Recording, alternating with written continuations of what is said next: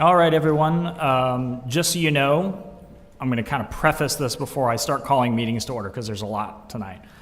Just so everyone knows, we are going to have a crime control and prevention district meeting, followed by a fire control meeting, followed by a joint public hearing with our Planning and Zoning Commission, followed by public hearings on our crime control budget, followed by a public hearing on our fire control district budget, followed by a public hearing on the municipal budget, and then we get to the regular meeting. So if you missed that, don't worry, we'll signpost as we go along. So with that,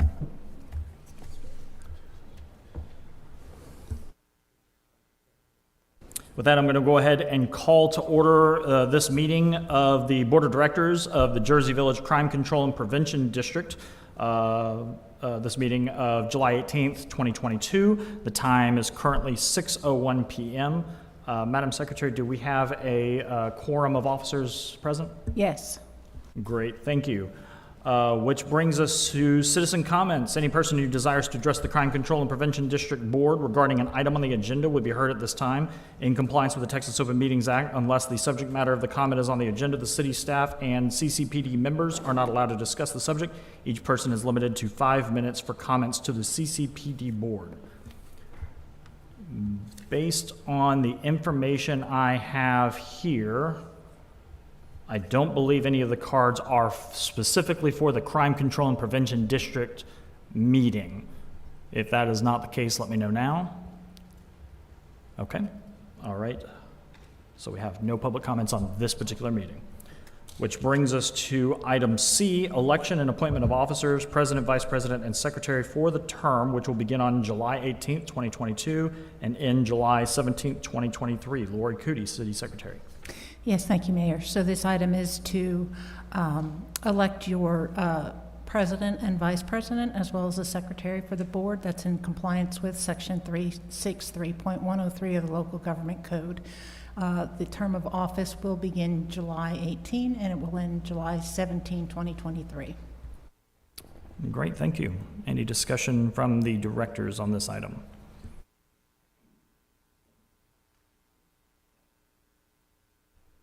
So we've typically, the mayor's been president, city secretary, and mayor pro tem, vice president? That's correct.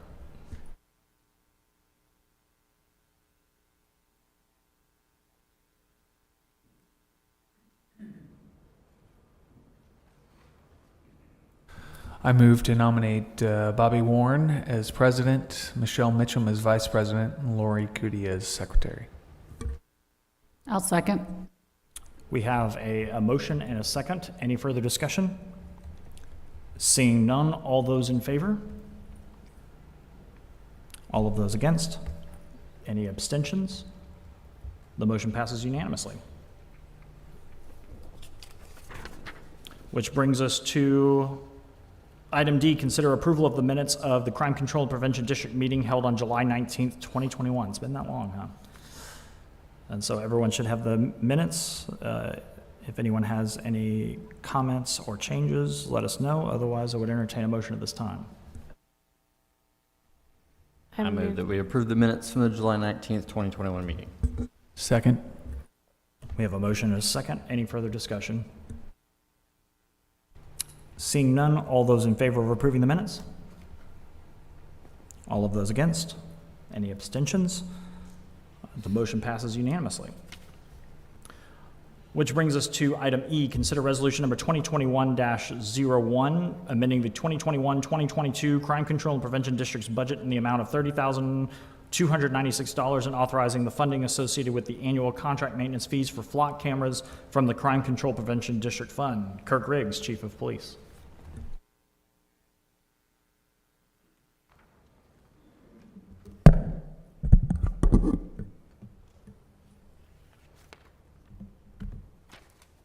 Good evening, Board. I'm going to go ahead and go over the supplementals for the Crime District Fund. Starting off on the first topic that we have, I'm requesting... Chief, I think you're ahead of an agenda item. This is for the flock budget amendment. Oh, I'm sorry. I didn't. Thank you. I'll roll with that one then. The flock budget amendment, thank you. I don't mind. I'm up here, what the heck. The flock budget, we started back in 2018. We purchased 48 cameras. We added 4 additional cameras. We went ahead and when we started that, the first 1 year through 3 was 104, and we added an additional $26,000 from years 4, 5, and 6. So that's why we're requesting an additional cost of the $30,000. Okay, any discussion on this item or questions for the chief?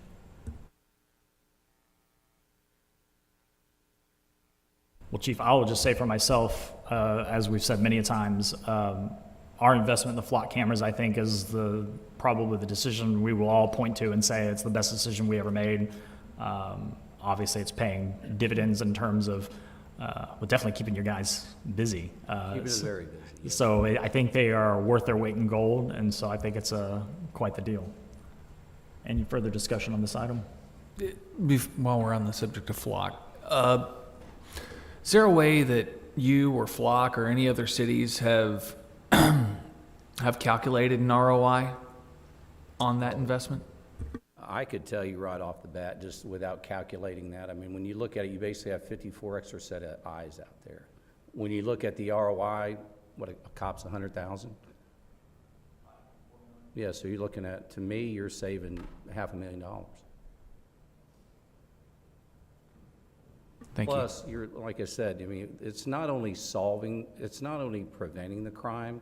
As y'all know, we have a lot of auto thefts, the catalytic converters, you know, sex offenders. When they get on, like say we have somebody with a homicide warrant, that pops, we can make those arrests.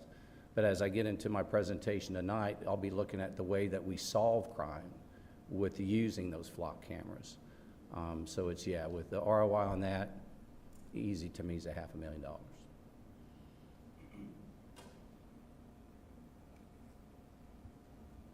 If there are no further comments, I would entertain a motion at this time. I make a motion that we approve resolution number 2022-01. Second. We have a motion and a second. Any further discussion? Seeing none, all those in favor? All of those against? Any abstentions? The resolution passes unanimously, which brings us to item F, conduct a public hearing on the proposed Jersey Village Crime Control and Prevention District's budget for the fiscal year 2022-2023. And that is with my name on it.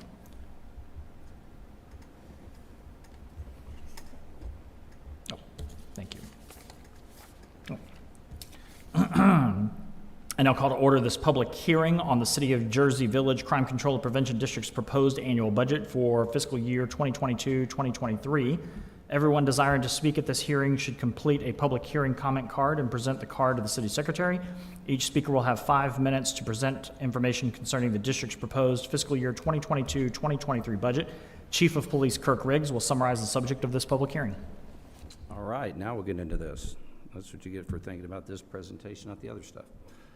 So as I said, I'm going to go over the supplementals, and the first one on the list is a detective sergeant for our CID division. The reason I'm requesting a sergeant is currently we have 2 detectives, and then what he'll also be supervising will be our evidence tech and then also our records clerk.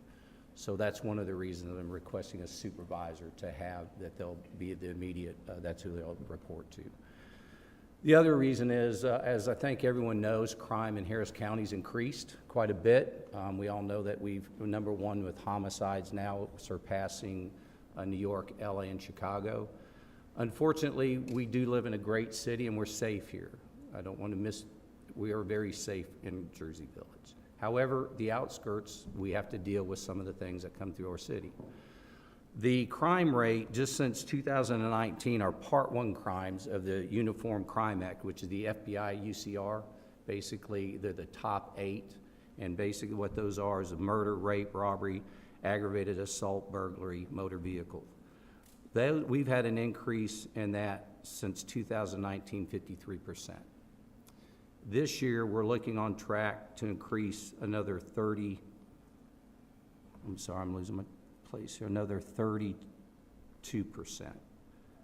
or 39%. So an increase from 2019, basically 92% increase in Part 1 crimes. That's one of the reasons. The other reason is since 2019, our cases that are referred to CID have increased. We had basically 198 in 2019. We're on track to do almost 400 this year. With that, we need more bodies, obviously, to investigate those crimes. One of the things with the flock cameras we're talking about is we have a really high solvability factor. Just Friday night, as you all know, we had a road rage. Man got shot. Luckily, it's not a homicide. The lieutenant said he can't believe that he's not dead, but luckily he's not. But with that flock camera, we were able to put the vehicle in the system. It populated, showed the vehicle, and they were able to find the vehicle, identify the vehicle, and then using Vigilant, which is a software that you will track the pattern of the vehicle, they located the car and the suspect that we have on that shooting. So that's one of the other things that Flock does. But the reason for that, that's some of the reasons for this position. I think it's warranted. The next, going into other crime scene things, with that, our detectives currently, they don't have, when they go out to a crime scene like the other night, last night, or Friday night, portable lighting.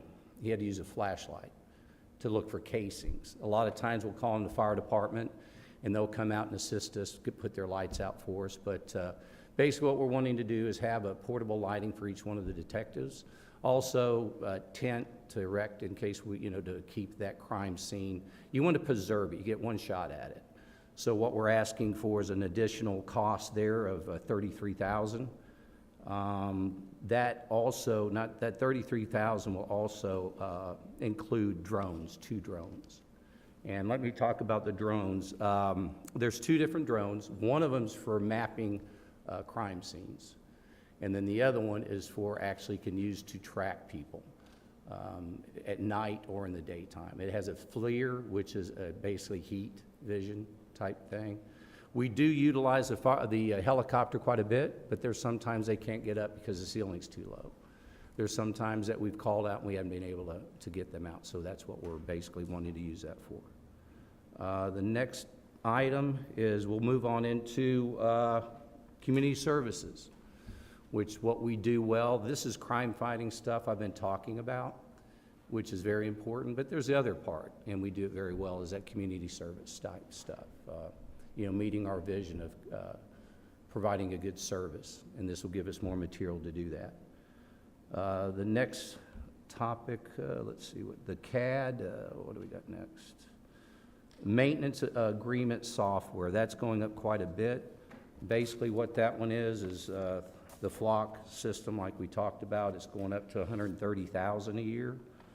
And the new Tyler Technology software, maintenance is going to be $130,275. And then we also have the body-worn cameras that we use, WatchGuard. There's a maintenance cost of $7,000. And what also I was talking about, the Vigilant software. We did a 30-day test on that, and that's one that tracks the license plates. And so we're requesting that's at $4,500 or $4,250. And that's all I have. Any questions? Great, thank you, Chief. We will, just to be clear, we do actually have an opportunity for council to discuss the budget in more detail after the public hearing. So we will go ahead and move on to public comment for this section, but we will come back if anyone has any questions about the rest of the budget. The only one that I have a comment card for Mark Malloy that says budget meeting. I wasn't sure which of the various budget hearings you wanted to speak on, Mark. Is city budget? Okay. All right. Well, then I will hold off until that time.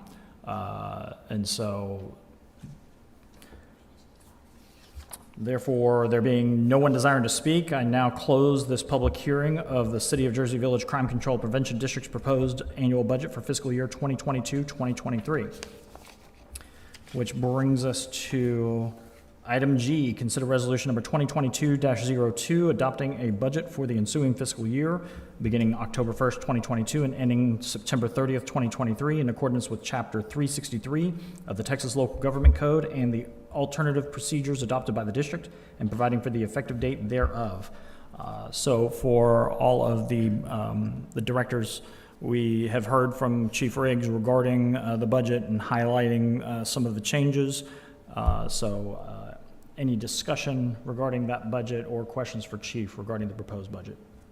I don't have any questions for the chief, but I will say that I did do quite a bit of research on a lot of this. And one of the things, two things I want to say. First off, I adore the flock system. I think it's, like you said, it's one of the smartest things ever. But I also believe that when we have all that information available to us, we have to realize that we need bodies to manage it. You know, you can get all the data you want in the world, but if you don't have the people to manage and enforce, then it's just data at that point.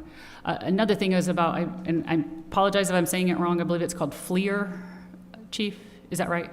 The capability on the drone he's talking about, if you look at it, it's very similar to what the DPS helicopter uses, and not only is that able to find people, but it's also, I think there's more to it than just crime control aspects. You can find missing people, you can find lost, I'll go with people. You can find lost things, and I think there's a lot to it. So I do find this, I think a lot of these things are very valuable. Yeah, the FLIR cameras are infrared cameras. They're actually used not even just in law enforcement. Like we use them in oil and gas to detect fugitive methane emissions on oil platforms. They're used, their use is very widely available to different industries. And I think it's a great investment to be made because we've had many instances where our officers have wound up on a foot chase, and we've got guys running off into the woods or into the bayou, and rather than sending officers in blindly, it'd be much better to be able to give them a very clear sense of where that guy is based on a heat signature. So.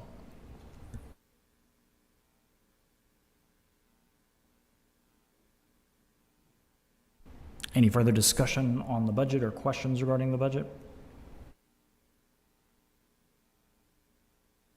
If not, I would entertain a motion at this time.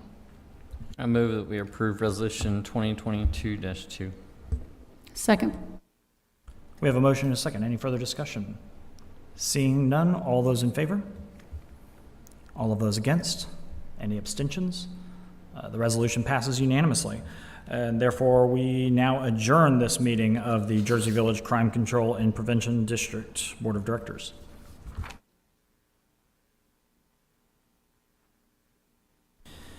And I'm now going to call to order the July 18th, 2022 meeting of the Board of Directors of the Jersey Village Fire Control, Prevention, and Emergency Medical Services District. The time is now 6:18 p.m. Madam Secretary, do we have a quorum of those directors present? Yes. Great, thank you.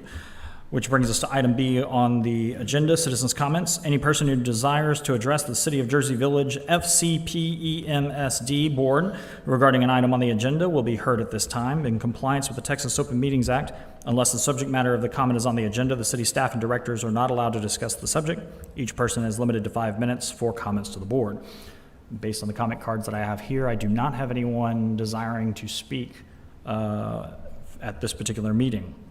And so therefore, we will move on to item C, election and appointment of officers, president, vice president, and secretary for the term, which will begin July 18th, 2022, and ending July 17th, 2023.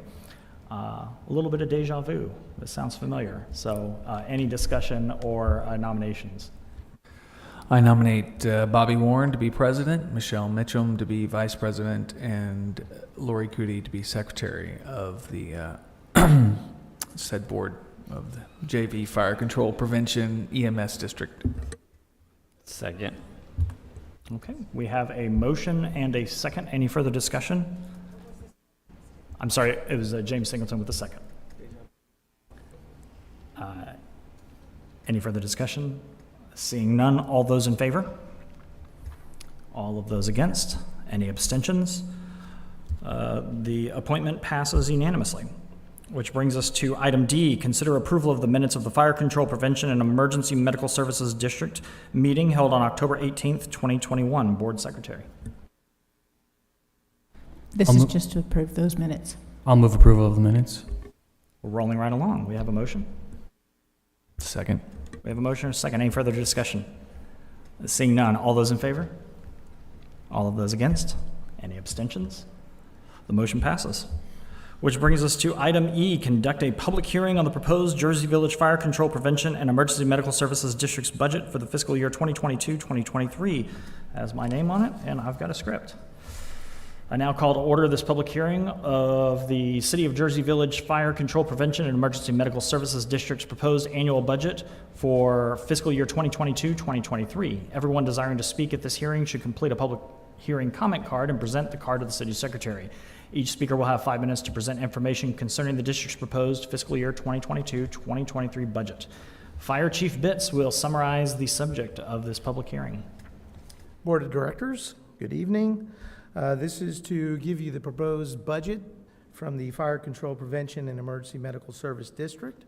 The revenues for this year is proposed to be $2.2 million, and we have expenditures of $2,195,138. It breaks down $46,350 for wearing apparel, $2,900 for fire prevention supplies, $15,000 for radio usage fees, $20,000 for travel and training, $1,570,497 for personnel, $24,900 for administrative, $96,373 for technology user fee, $419,118 for equipment user fee. That's the breakdown. It's just a little under $5,000 remaining. Great. Well, thank you, Chief. Yep. We will, if there is any discussion or questions amongst council, we will get to that on the next agenda item, but we will move on to the public comment. To be clear, I do not have any, okay. Mark Malloy.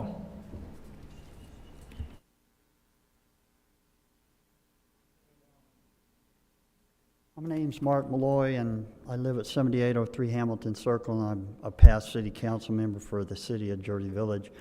And on the Fire and Emergency Services District, when the council decided to put that to the vote of the citizens to make the decision to create the district, they also asked the citizens if they would agree to abolish their sales tax for property tax relief fund. And what ended up happening is the state of Texas enacted property tax relief legislation back in the year 2019 to try to give the people that live in municipalities some relief from the increases in property tax that they were having to pay to the municipality. And so because the city had this property tax, sales tax for property tax relief fund, it was going to affect the city on how they went about collecting property tax revenue. And so the city, the state, what they did is they said if a municipality received more than 3.5% increase in property tax revenue from the past year to the current year, that they would have to take and have a vote during an election to allow the citizens to make the decision on if the city was going to get to take the additional increase in revenue. And so, you know, I have no problem with the fire department getting additional funding. What was happening was before they created this Fire and Emergency Services District, they were getting the funding for the fire department out of the general fund, and they were collecting the sales tax. It was a half-cent sales tax, and that money was going into the general fund, or well, it was going into the, the property tax, sales tax for property tax relief fund. But it ended up going into the general fund. So it was covering costs for the fire department.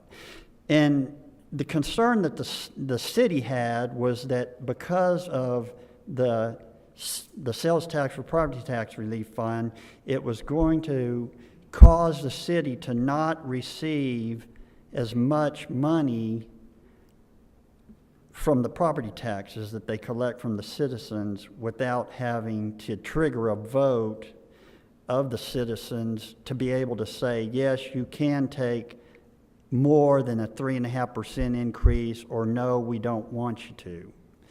So that's basically all I wanted to say about that. Thank you. Great. Thank you, Mark. There being no one else desiring to speak, I now close this public hearing on the City of Jersey Village Fire Control Prevention and Emergency Medical Services District proposed annual budget for fiscal year 2022-2023. Which brings us to item F, consider resolution number 2022-01, adopting a budget for the ensuing fiscal year beginning October 1st, 2022 and ending September 30th, 2023 in accordance with Chapter 344 of the Texas Local Government Code and the alternate procedures adopted by the district and providing for the effective date thereof. And so the directors have the budget before them and have heard a summary of that budget from Chief Bitts. Any discussion or questions regarding the proposed budget? I have a question for either Chief Bitts or Isabel on, it does not look like there's plenty of revenue. Granted, I think this started late in the fiscal, or not at the October of the fiscal year. Did we have any, I couldn't tell that there was much spending that came out of this account during this past fiscal year. They have a spending, yeah, based on the amount of money that we received. Yeah. They start receiving revenues like on the month of November, because I think December, because in November they only receive like $800, yeah. So sales tax is 2 months in arrears from the state, so it started about 2 to 3 months late. So we have spent a decent amount, but we're waiting for the rest of that to come in before we transfer that over to the general fund. Fair enough, but I guess my point was, with the size of the budget and having so close to the sales tax, expected sales tax accumulation for the coming fiscal year, I just want to make sure we had at least some reserves just in case we needed those and going forward. And it sounds like we will. We'll likely max out the transfer for this year that we as a board budgeted for last year. So this fund really doesn't have a lot of reserves. The general fund kind of acts as that backup. Okay, thank you. Mr. President, if I want to make one other comment about the sales tax for this, a number of the businesses that we have Chapter 380 agreements with have allocated that extra 0.5% of sales tax to the fire control district. Previously, that was all part of their reimbursements. But moving forward, all of those revenues that we receive from Chapter 380 agreements would be shielded for both the fire control like they are with the crime control, which means that even though we're incentivizing some businesses to locate here, we're shielding some and using that extra money to fund our police and fire operations across the city. That's a good point. One of the focuses when the decision was made to put to the voters this idea to have a fire control and prevention district, part of it was because of the success of the crime control and prevention district. It's done an amazing thing.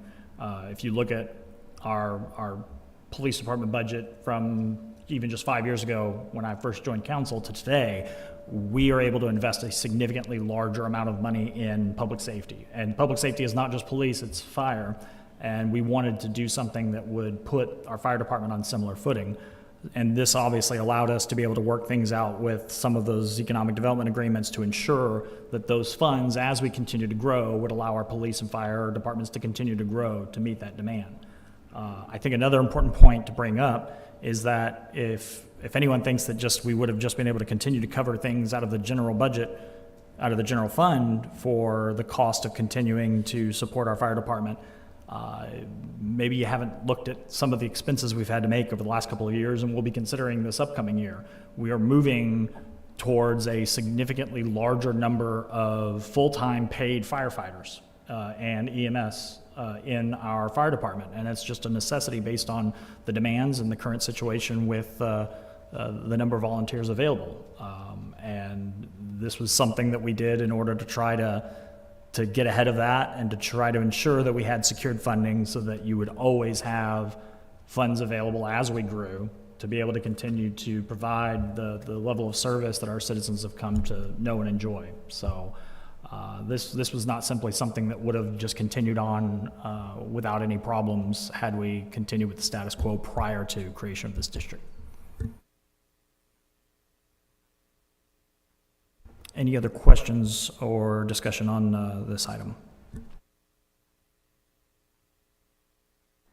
I move to approve resolution number 2022-01. I'll second. We have a motion and a second. Any further discussion? Seeing none, all those in favor? All of those against? Any abstentions? The resolution passes unanimously. And so with that, we will adjourn this meeting of the Jersey Village Fire Control, Prevention, and Emergency Medical Services District Board of Directors.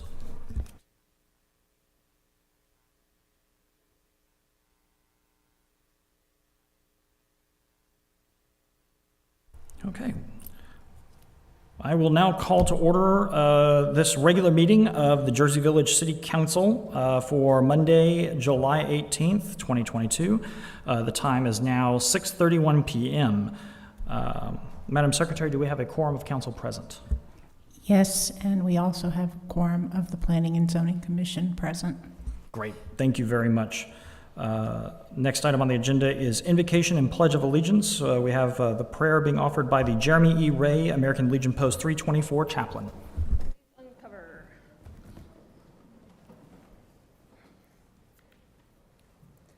Heavenly Father, we come to you today asking for your guidance, wisdom, and support as we begin this meeting.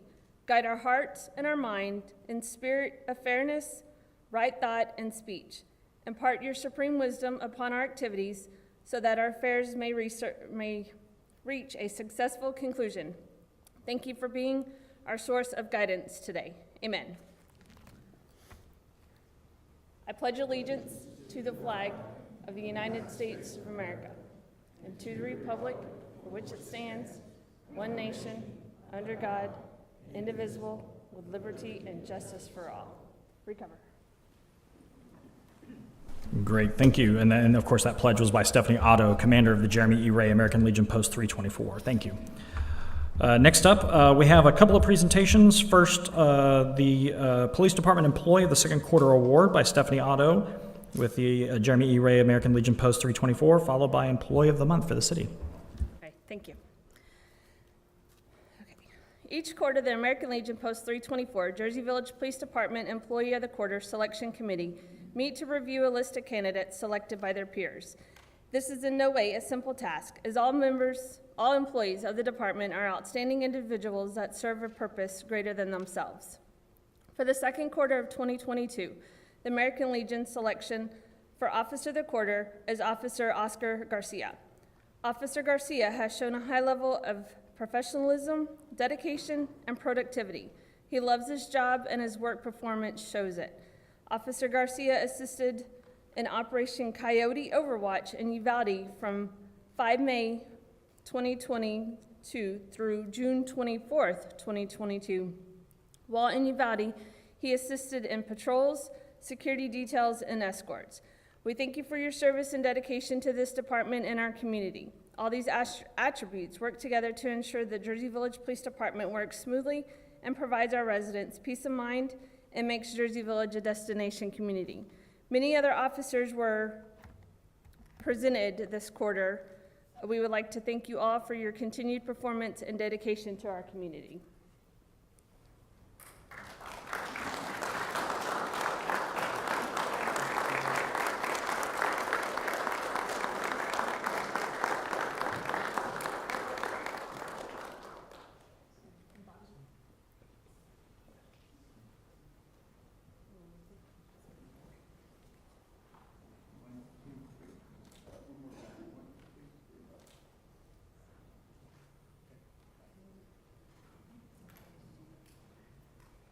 Thank you.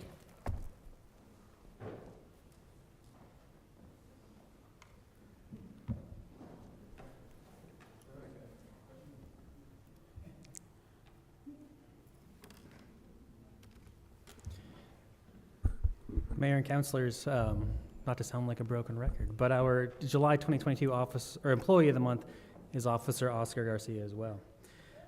Officer Garcia joined the city in March of 2021. He's an extremely dedicated employee. He's one that can be called on at a moment's notice to come in and assist with any assignment. In late May and early June, he spent several weeks in Uvalde, Texas. He was there for a week to assist in the aftermath of the tragedy. Once again, in late June, our resources were limited during 2 critical incidences. He came in without hesitation to help out. In addition to his work ethic, Officer Garcia has completed more training hours on his own over the past year. He continuously seeks more knowledge and turns that knowledge into practical application. He shares the training with other officers as well to help them develop the overall department. Officer Garcia exhibits a high level of professionalism and dedication to the department. His work ethic is unchallenged. He'll work long hours, work without days off, and is always willing to come in.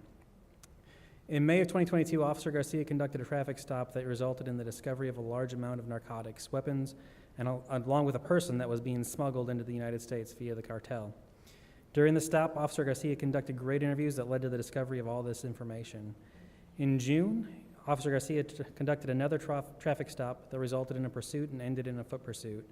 2 suspects were apprehended. During the course of the investigation, it was determined the suspects were responsible for at least 15 robberies in the area. Officer Garcia has displayed courage as he chased after both of them by himself. His dedication and determination is vital to keeping the citizens and visitors of Jersey Village safe. Officer Garcia, thank you very much for your great service to the city. We're lucky to have you.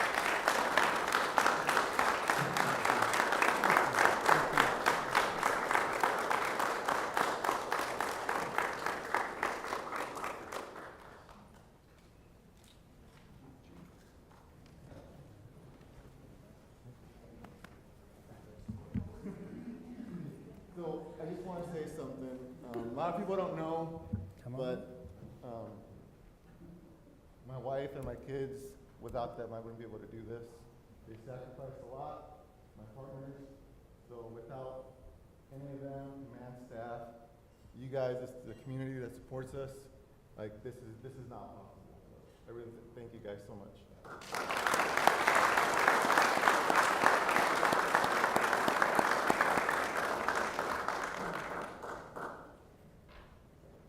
Thank you very much for your dedication to our community. We appreciate it more than you could possibly know. With that, we are going to move to a joint public hearing with the Planning and Zoning Commission. I now call to order this joint public hearing with the Planning and Zoning Commission at 6:38 p.m. Everyone desiring to speak should complete a public hearing comment card and present the card to the City Secretary. Each speaker will be given 5 minutes to present information concerning the proposal to amend the Jersey Village Code of Ordinances at Chapter 14, Article 1, Section 14-5 by adding definitions for certain uses, and by amending Chapter 14, Article 4, Section 14-109.1A to include additional uses in Zone J1. Based on the comment cards that I have here, I do not show anyone speaking on this particular subject.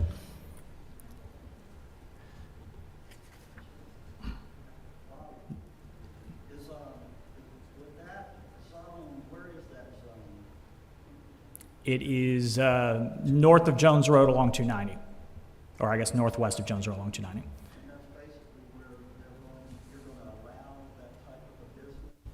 Right now, it's allowed in many places. This would limit it. Yes, correct. There being no one else desiring to speak, I now close this joint public hearing on the proposal to amend the Jersey Village Code of Ordinances at Chapter 14, Article 1, Section 14-5 by adding definitions for certain uses, and by amending Chapter 14, Article 4, Section 14-109.1A to include additional uses in Zone J1 at 6:39 p.m. And Madam Secretary, is this where we excuse the Planning and Zoning Commission? So Planning and Zoning Commission is excused to their meeting. Of course, Ashley, knowing that public comment will be coming up shortly, so just keep an ear out. That now brings us to items regarding the Crime Control and Prevention District. We have item 1, receive the adopted fiscal year 2022-2023 budget from the Jersey Village Crime Control and Prevention District. Lori Cootie, City Secretary and CCPD Secretary. Yes, Mayor, this is just a housekeeping type item. We just need to get on the record that you have received the adopted budget from the board. Great, thank you. It is, so we've received it. Item 2, conduct a public hearing on the Jersey Village Crime Control and Prevention District's budget for the fiscal year 2022-2023. I now call to order this public hearing on the Jersey Village Crime Control and Prevention District's budget for the fiscal year 2022-2023. Everyone desiring to speak at this hearing should complete a public hearing comment card and present it to the City Secretary. The purpose of today's hearing is to give all interested parties the right to appear and be heard concerning the Jersey Village Crime Control and Prevention District's adopted budget for the fiscal year 2022-2023.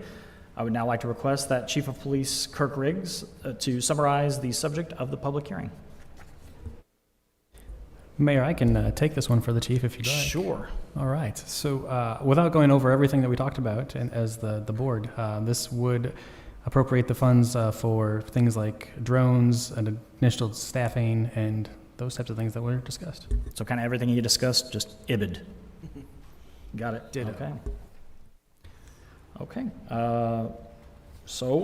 At this time, I do not have any public comment cards regarding this particular public hearing. And so therefore, there being no one desiring to speak, I now close this public hearing on the Jersey Village Crime Control Prevention District's adopted budget for the fiscal year 2022-2023. Which brings us to the third item in that section. Consider resolution number 2022-38, adopting the Jersey Village Crime Control and Prevention District's budget for fiscal year 2022-2023. So now, council members, you've heard what the directors discussed, presumably, unless you were out doing something else. If anyone else has any additional questions or discussion regarding this budget, now would be the time. I don't have any questions, but I just wanted to say that it was a great explanation of how great the flock system is doing, and now how with that comes another piece of the puzzle that we need to make sure that we're managing. And so I think everything is very justified, and I'm very happy about what's on the budget. Great. Unless there's any other discussion, I would entertain a motion at this time. I move we approve resolution 2022-38. Second. We have a motion and a second. Any further discussion? Seeing none, all those in favor? All of those against? Any abstentions? The resolution passes unanimously. Which brings us to the City of Jersey Village Fire Control Prevention and Emergency Medical Services District portion of the meeting.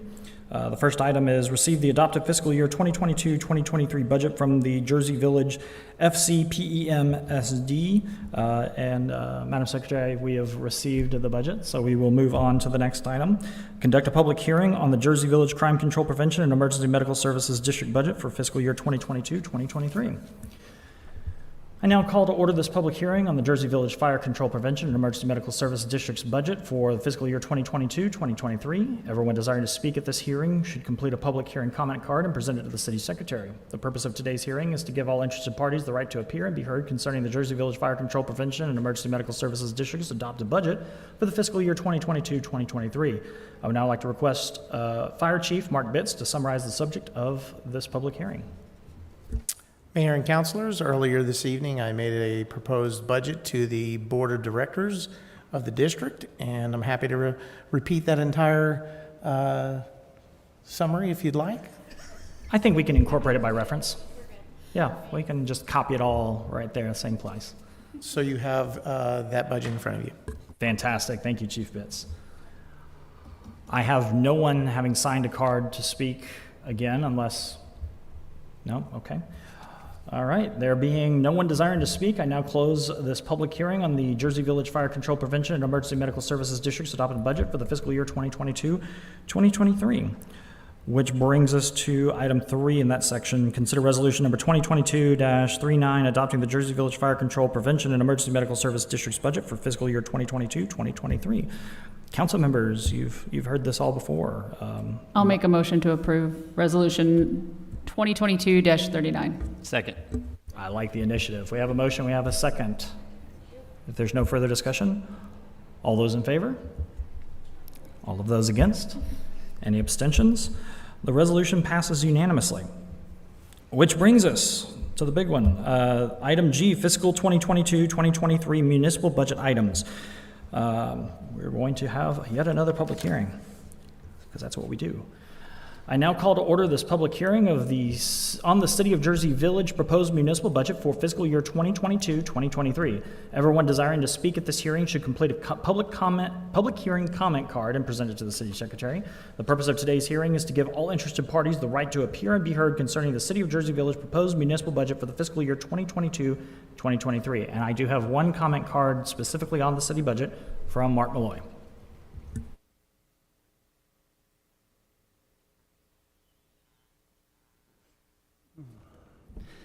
My name's Mark Malloy, past city council member for the city of Jersey Village, Texas. Citizens' comments for the 07/18/2022 city council meeting. Please make my verbal comments and documents given to the city secretary a permanent record of the meeting. I'm here tonight to talk to and ask questions of the JV government officials and city manager about the heavily taxpayer subsidized Jersey Meadows Golf Course. I want to know why the Jersey Village government and JV city manager think that it's justifiable that through their actions, the JV taxpayers have been having to subsidize the Jersey Meadows Golf Course ever since the JV government purchased the golf course in the year 2000 with the use of certificates of obligation debt, bypassing the JV taxpayers' right to make the decision to be indebted to pay for the golf course. I'm now going to talk to and ask questions about the continued waste of much, much more of the JV taxpayers' money on the golf course caused by the JV government's forced through without a specific vote by the JV citizens, taxpayers' approval of the JV government being able to do a construction of a new $6.3 million golf course clubhouse and event center that could have been easily placed on the May 7th, 2022 ballot to get the JV taxpayers' non-approval or approval of continued waste of the JV taxpayers' money on the heavily taxpayer-subsidized Jersey Meadows Golf Course. The JV government originally hired an architect for an estimated $14,000 to do an evaluation of the existing clubhouse to determine the cost of remodeling the current clubhouse, and that amount was determined to be $700,000 to $800,000. The JV government decided that was too much money to put into the existing clubhouse. The JV government then decided to find out how much it would cost to build a new clubhouse and came up with an estimated cost of $1.3 million, but then decided that they could use hotel-motel tax revenue to build a golf course clubhouse and convention center, and the estimated cost would be $2.4 million. But then decided to hire another architectural consultant firm to do an estimate, for an estimated $189,000 to draw up a two-story golf course clubhouse and convention center, and also come up with the cost to build that project, and the JV government believed that number would be $3.9 million. The JV government sent out bids to contractors for quotes to build the complete project, and the three quotes were $5 million, $5.3 million, and $7 million. The JV government was flabbergasted and asked the consultant how their estimate could be so much below the contractor's quotes. The JV government put the golf course clubhouse and convention center on hold because they decided that was too much taxpayer money to spend. The JV government has now decided not to use the architectural consultant's plan, so they have wasted $189,000 plus of JV taxpayers' money that they basically threw in the trash. The JV government has now decided to bypass the JV taxpayers' approval again. The JV government has now decided to spend from JV government documents $6.3 million on a new golf course clubhouse and renovate the current clubhouse into an event center. The JV government has plans to spend another estimated $4.5 million in the near future on the golf course, and the proof of that is the JV government was considering putting a $10 million bond referendum on the recent past May 7th Jersey Village, Texas regularly held election to specifically ask the Jersey Village taxpayers' approval to indebt themselves so that the JV government could spend an estimated $10.25 million on all of the JV government's desires of continually wasting more JV taxpayer money on the heavily taxpayer-subsidized Jersey Village Golf Course. It's my belief the Jersey Village government decided not to ask the JV taxpayers for their approval because they were concerned that if the bond referendum was voted down, it would stop the JV government from pursuing their desire to build a new golf course clubhouse. The JV government already has $7.5 million of city accumulated money to spend without the taxpayers' approval. Sorry, that's time, Mark. Thank you. There being no one else desiring to speak, I now close this public hearing on the City of Jersey Village proposed municipal budget for the fiscal year 2022-2023. Which brings us to item 2, consider resolution number 2022-40, electing to postpone the final budget vote on the 2022-2023 municipal budget until August 15th, 2022. Austin Blees, City Manager. Mayor and councilors, this simply says we're not going to vote tonight, but we'll vote in August. And just so everyone knows, this is just a formality required by state law in order for us to be able to actually have budget hearings and then vote on a budget that we've already had a chance to discuss. Unless there's any questions or concerns or discussion, I would welcome a motion on this at this time. I move to approve resolution number 2022-40. A second. I have a motion and a second. Any further discussion? Seeing none, all those in favor? All of those against? Any abstentions? The motion passes unanimously. Which brings us to item 3, consider resolution number 2022-41, setting the maximum proposed ad valorem tax rate, setting the date for the public hearing on the tax increase, and setting the date City Council will adopt the fiscal year 2022-2023 ad valorem tax rate. Austin Blees, City Manager. Mayor and councilors, once again, this is the maximum tax rate here. It's not something that we're setting tonight. We're not setting the tax rate, the council is not, but this just says this is the highest that we would go. There will be a public hearing on August 15th to discuss this further, where the citizens can come out and discuss it. So just to reiterate what Austin just said, we are not setting the tax rate tonight. We are simply saying this is as high as we will go, and may not be that high. But we are required by state law to actually set this maximum amount now before we actually go in and discuss the budget and all of that. So any questions or discussion from council on this item before we go to a record vote? We got a whole formal thing with this. I have no problem with the math. Just wanted to clarify that number, that rate, is also what was used to calculate the draft budget for property tax values? Correct. Based on the assessed property, not final version that we got, but whatever we received from Right. HCAT at this point. Right, the estimates that we received back in May. Thank you. Any other questions or discussion? If not, I would entertain a motion at this time. I'll motion to approve resolution number 2022-41. I'll second. We now have a motion and a second. I will now call upon each council member by name to take the record vote. Once your name is called, answer aye to signify your approval of the motion, or nay to signify your disapproval. Councilmember Wasson, state your vote. Aye. Councilmember Shepherd, state your vote. Aye. Councilmember Mitchum, state your vote. Aye. Councilmember Singleton, state your vote. Aye. Councilmember McCray, state your vote. Aye. The motion carried unanimously. It had a typo. So that now brings us to citizens' comments. Citizens who have signed a card and wish to speak to the city council will be heard at this time in compliance with the Texas Open Meetings Act. Unless the subject matter of the comment is on the agenda, city staff and city council members are prevented from discussing the subject and may respond only with statements of factual information or existing policy. Citizens are limited to 5 minutes for their comments to the city council. I don't know if we have an Ashley Brown waiting in the wings or not. She is in P&Z meetings, so she's trying to pull double duty. If not, we can, I will just, I'll move to Mark Malloy, but she'll be up in 5 minutes. So Mark, if you'd like to come up. Okay, my name's Mark Malloy, and, I was a past city council member for the city of Jersey Village.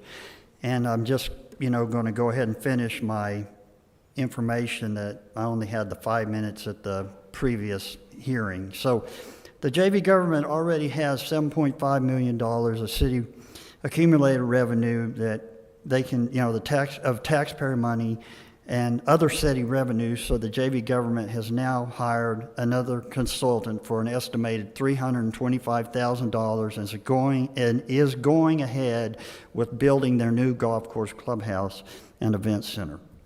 The question I have is, why has this project ballooned from an original cost of $700,000 to $800,000 to now $6.3 million? And why is the JV government bypassing the JV taxpayers' approval to spend $6.3 million of their money on a very non-essential facility? I'm also wanting to know how much of the JV taxpayers' money, city revenue, has been spent by the JV government in total on the just recently completed supplemental treated wastewater irrigation project.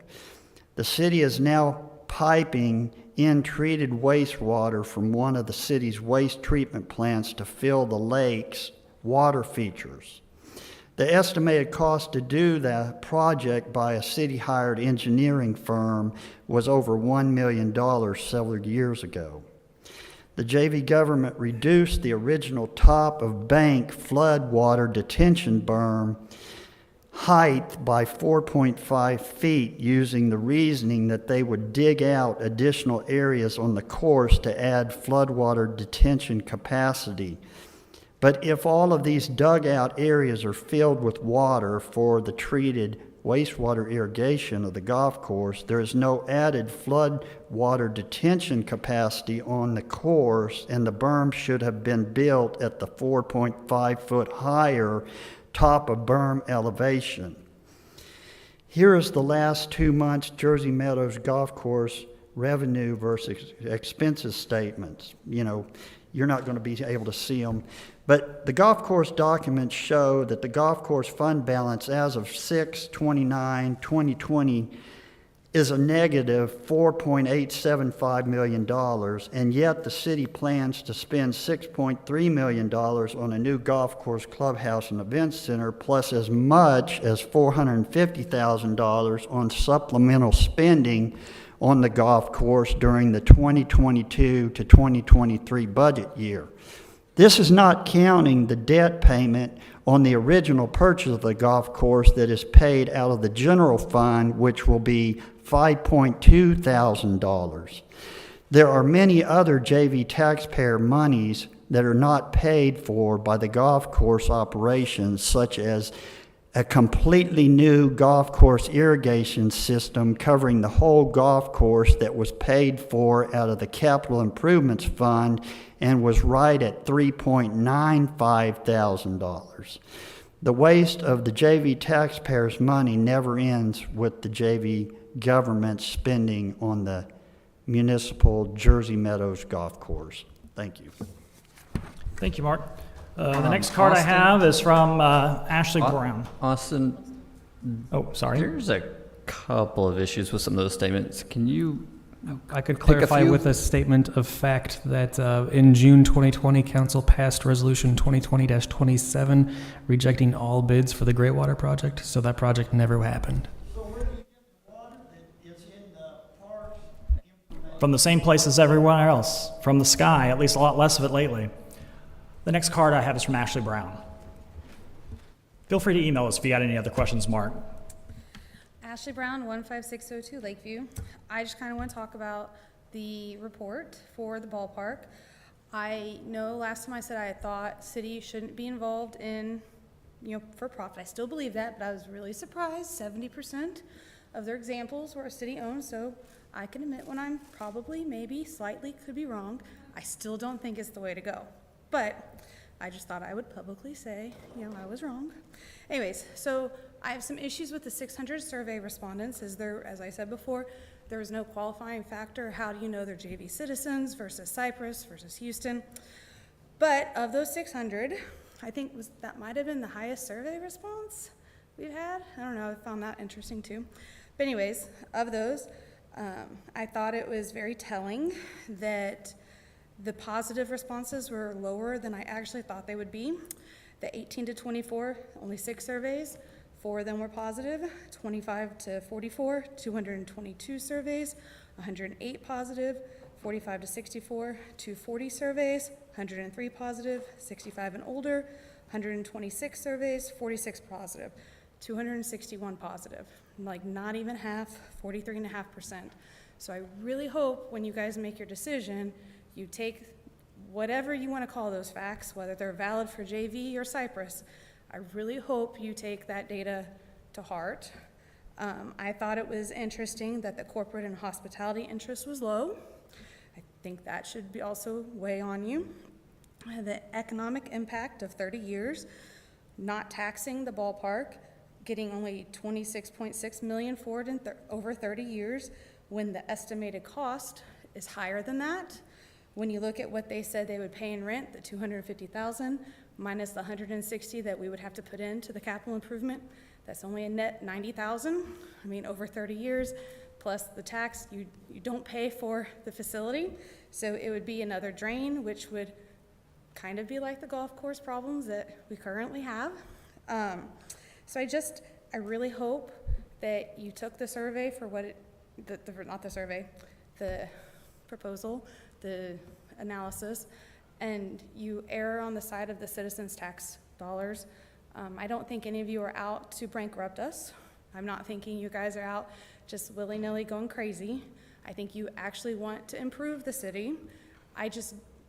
If this was such a good idea, please find a private developer. I'm all for growth, but I don't want it at the expense of our money. I mean, we do need a new city hall. Selling the land and using that money would be great.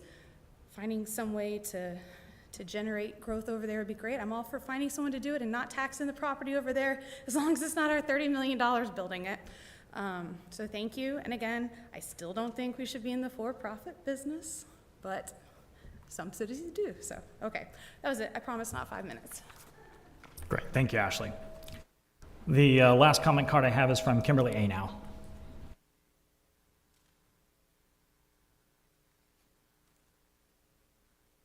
My name is Kimberly Anow, and I live at 15601 Singapore Lane.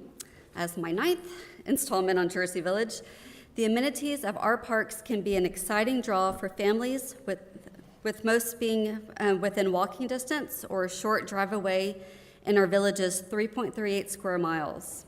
As mentioned in June, Clark Henry Park is 7.5 acres located at 7804 Ecuador Street with a pavilion, swimming pool, playground, picnic area, and sports fields. This park also hosts Halloween's Trunk or Treat, Founder's Day, 4th of July, among other entertainment activities. Jersey Village also has other smaller parks throughout our city that can appeal to many families.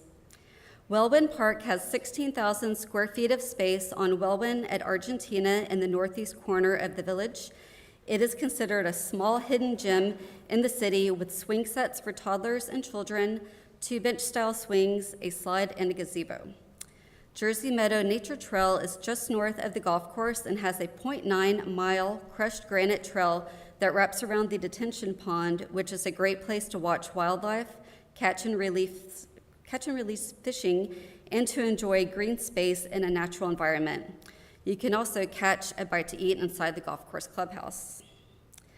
Adjoining the nature trail is the Jersey Village Dog Park at 8502A Rio Grande, which welcomes dogs of different types and sizes. There are large and small dog fenced-in areas with multiple entrances, benches, water fountains, waste receptacles, and playground challenges. And finally, Carol Fox Park caters to children with a love of playing on the many equipment features to tire out any energetic soul. A rentable small gazebo and sand volleyball court are also part of the park.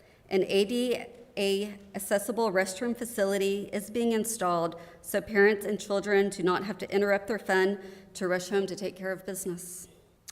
There is also a bicycle holder, mom and baby swing, children's little library, and benches to rest. Initially zoned as a park in July 1982, it was called the Senate Avenue Park and is located on Jersey in Acapulco along the eastern side of Senate. The story is very touching of why and for whom the park's name was changed by unanimous resolution in March 1992. Carol Fox had several important roles with the city government from 1975 to 1991, such as court clerk, assistant city secretary, tax assessor and collector, city secretary and treasurer, and deputy court clerk. Her dedication to Jersey Village is impressive, but sadly on December 25th, 1991, she died of cancer complications related to AIDS she contracted during a surgery in 1982. The dedication of Carol Fox Park occurred during the Founders Day celebration on April 11th, 1992. Monies were budgeted to begin transforming the park into a safely fenced-in wonderland for children. Fundraising such as personalizing the sidewalk squares and private donations helped to buy adventurous equipment similar to the current boat-themed Calvin III. Appreciating the loyalty, enthusiasm, and dedicated time spent by our city officials, the Parks and Recreation Department, and volunteers makes Jersey Village a better place to live and thrive. I would suggest having a Jersey calf petting zoo event so that we can have an idea of the previous life as the F&M Jersey Ranch that Clark and Bessie Henry ran for 10 years. And a treat of Jersey milk ice cream in this hot weather would be utterly delicious. Thank you. Thank you, Kimberly. That's fantastic. Okay, well, those are all the comment cards that I have, which brings us to the city manager's report. Austin Blease. Mayor and councilors, you have the report in front of you, and staff is happy to answer any questions you might have. Any questions from council for the city manager? No? Okay. That which brings us to the consent agenda. Are there any members of council who wish to pull an item from the consent agenda for consideration at the top of the regular agenda?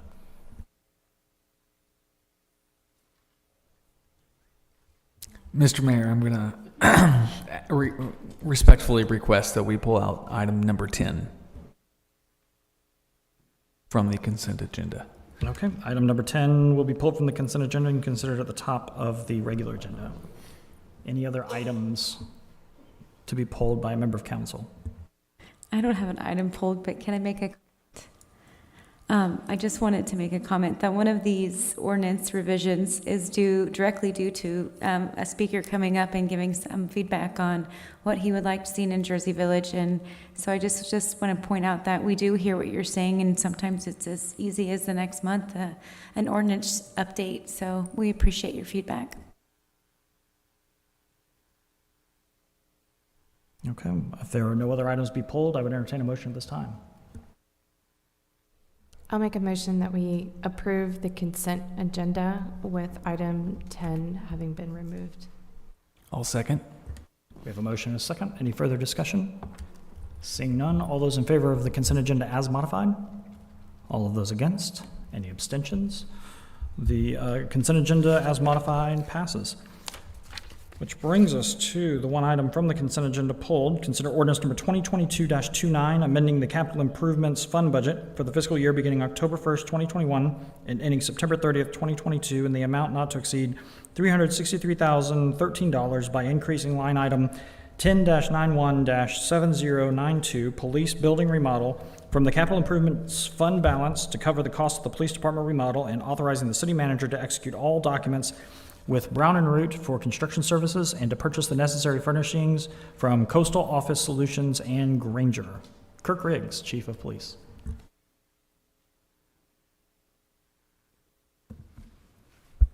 Mayor, Council, this item came up, obviously, for the reason that I put in my memo. We hated losing the dispatch center, but it did create some space, more real estate for us. Actually, that being said, the nice piece of this, which I was unaware until we started doing this, in 2009, when they did the remodel and actually extension on the police department, there was money left over that they'd taken out of CCPD that's still in an account. I think it was 373. So we're under budget at 363, which is nice. We have a little left over.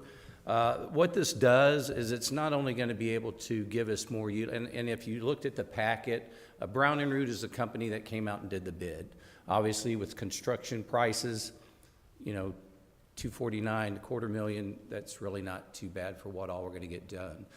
They'll be renovating the kitchen, the communication center, that used to be the communication centers you'll see in those diagrams. We're going to turn it into the lieutenant's office, and then we're going to use, actually Rain, the communication center, her office, shrink it and use it, make it an interview room.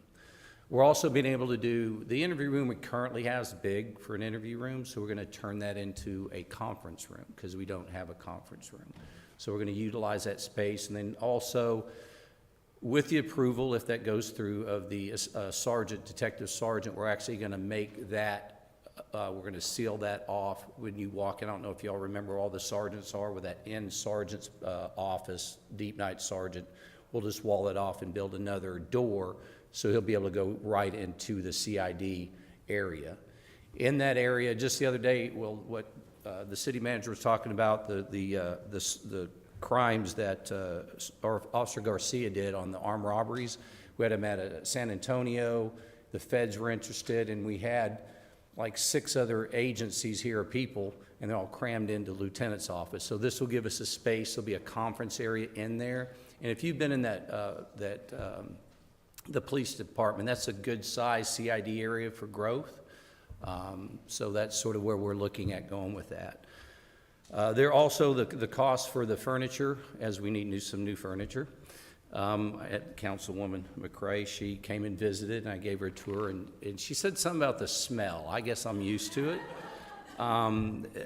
Anyway, we're going to also redo furniture, some furniture in there that's old. As we noticed, we got new chairs in the U-shaped room. It's just time. It also make it, we're going to be able to do carpet. We're also looking at flooring. I did get another price. We're looking at maybe doing some of the concrete. We're going to get a price on that to see if we can stay within the budget.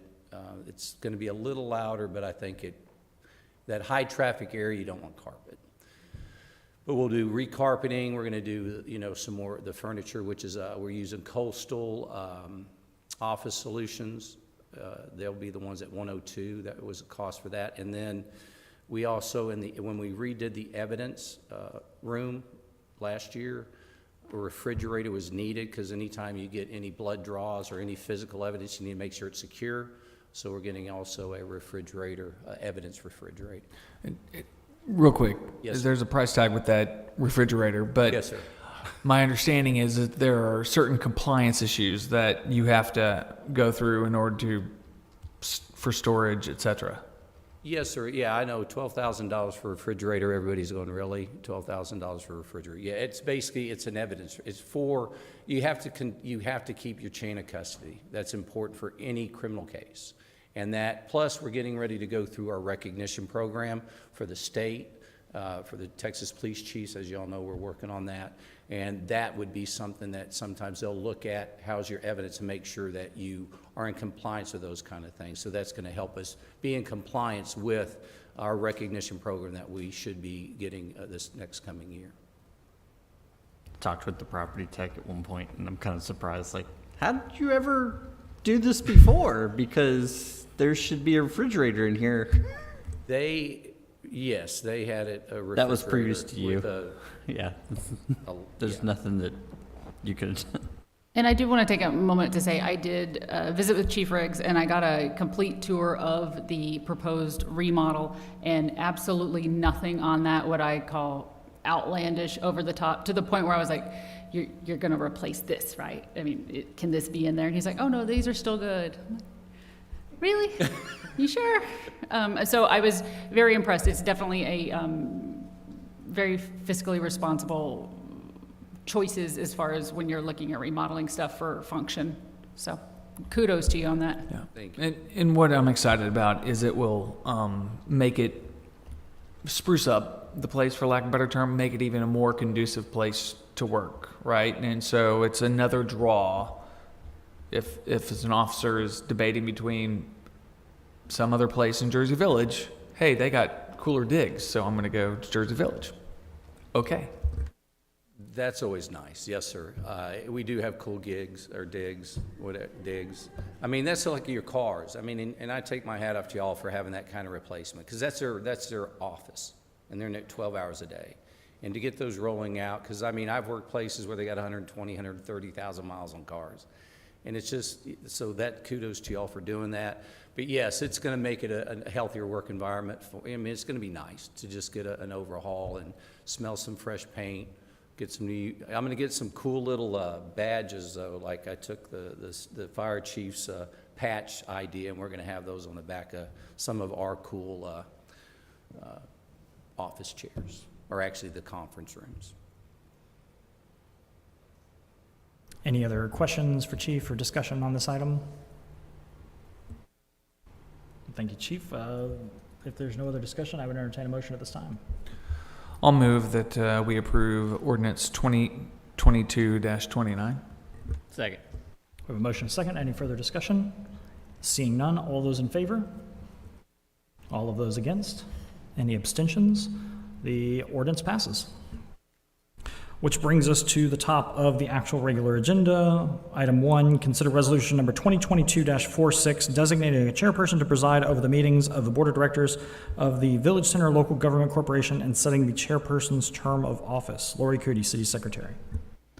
Yes, Mayor. So this item is being had according to Article Article 7 and Section C of the Village Center Local Government Corporation. And basically, it requires that the council and the mayor set the chairperson as well as the term for that chairperson. And just by way of information, the vice chair's term is 1 year, and it's going to run from today until July 17 of 2023. And so I don't know if you want to consider that in terms of setting the term for the chairperson. Okay, any discussion from council on this item? If I remember correctly, Lori, am I the current chairperson? Yes, you are. So There will be an item on the August 15 Village Center agenda to do the vice chair, because the board does that, but the council does this. Okay. So if I'm hearing you correctly, you're saying that this is a year, and because his term is up, does that matter? I think it was just, According to the Articles of Incorporation, that it needs to be done annually, and it's time to do it. it's just the way the dates worked out. Then I move to nominate Bobby Warren. I'll second. We have a motion and a second. Any further discussion? Do you want to set the term? For Oh, thank you. We just say set the term at 1 year. Oh, and I'll set the term 1 year.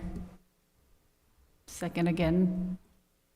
Okay, so clarification, reaffirm the second. We have a motion, second. Any further discussion? Seeing none, all those in favor? All of those against? Any abstentions? The resolution passes. That brings us to item 2, consider resolution number 2022-47, receiving the proposed multi-use ballpark market and financial feasibility study completed by Convention Sports and Leisure International. Austin Blees, City Manager. Mayor and councilors, back in February, the council authorized the feasibility study to be completed as part of TERS 2. Tonight, we have a representative from CSL here, Taylor. She's here to present the presentation, and she can answer any questions the council might have afterwards. Thank you. My name is Taylor Baird, and I work for Convention Sports and Leisure International. We're a consulting company based in Dallas, Texas. We have conducted over 2,000 consulting engagements in the sports, entertainment, attraction, and leisure industries, including over 50 minor league ballpark studies. We have extensive experience in the Houston market. We've completed engagements with the Houston Texans, the City of Sugar Land, the Houston Sports Authority, the Marathon, NRG Stadium, and several others. As Austin mentioned, we were engaged by you guys to complete a market assessment and feasibility study to understand the supportability of a minor league ballpark and team operating in that ballpark here, and to project the financial, economic, and fiscal impacts of those operations. Our entire process is market-driven, so our intention is to look at your demographic and socioeconomic characteristics to determine if the market can support this team, understand the operating, physical, and financial components of comparable ballparks that are currently operating in the United States today, and also speak with not only residents of Jersey Village, but also potential users that would make this a multi-purpose facility and activate it more than just a minor league baseball season. All of those things are taken into consideration to estimate the event activity and attendance levels at the ballpark, determine the appropriate building program for the facility to ensure that it is of appropriate size, can accommodate all of the different needs, but not overly done, so that you're not wasting money. And then project the financial analysis and operations of that ballpark and team, as well as estimating the economic and fiscal impacts of not only the ballpark, but the proposed mixed-use development surrounding it. The first thing we did was we looked at minor league baseball in totality. One thing that you should know is that Major League Baseball, because they operate affiliated leagues, have rules about how close another team can be to an existing team, given your proximity to Sugar Land Space Cowboys. Also with the Houston Astros here in town, we determined that the only path forward for you guys for a minor league baseball team here would be an independent league team. These leagues are operated outside of the rules and restrictions of Major League Baseball. Often they are actually placed in markets that do support affiliated baseball and are successful. Looking at this map, you can see there's a number of different independent leagues that operate in the country. Because the cost of travel is very important to keep as low as possible for these teams, we looked at 2 leagues that currently operate in the state of Texas, the Pecos League, as well as the American Association. And we determined that those would be the 2 that we would identify as potential fits for the ballpark here, and that's what we assessed. The next thing we did was we had to determine what the market area of this ballpark would be. This is based on a number of factors. One of them is our extensive experience with minor league baseball teams in other markets, looking at their zip code list to determine where attendees and event and visitors originate from. Then the other thing we had to take in mind is that your traffic down here, you don't get very far in a 10-minute drive, so we took those 2 things and we combined them, and we assessed that a 30-minute drive time was the appropriate market for a ballpark here.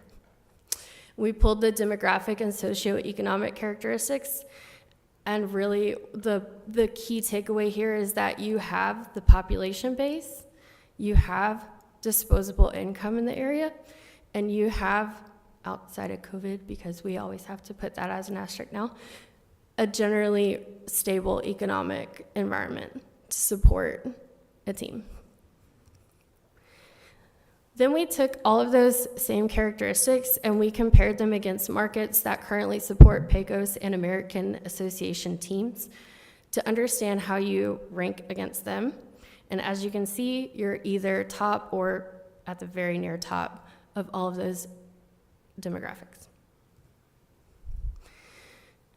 In order to appropriately estimate the operations of a team here, we also looked at comparable ballparks across the country. These ballparks were determined based on a variety of characteristics. One of those was were they utilized as an anchor as part of a mixed-use development? What was the cost? We didn't want to get anything too outrageous in here.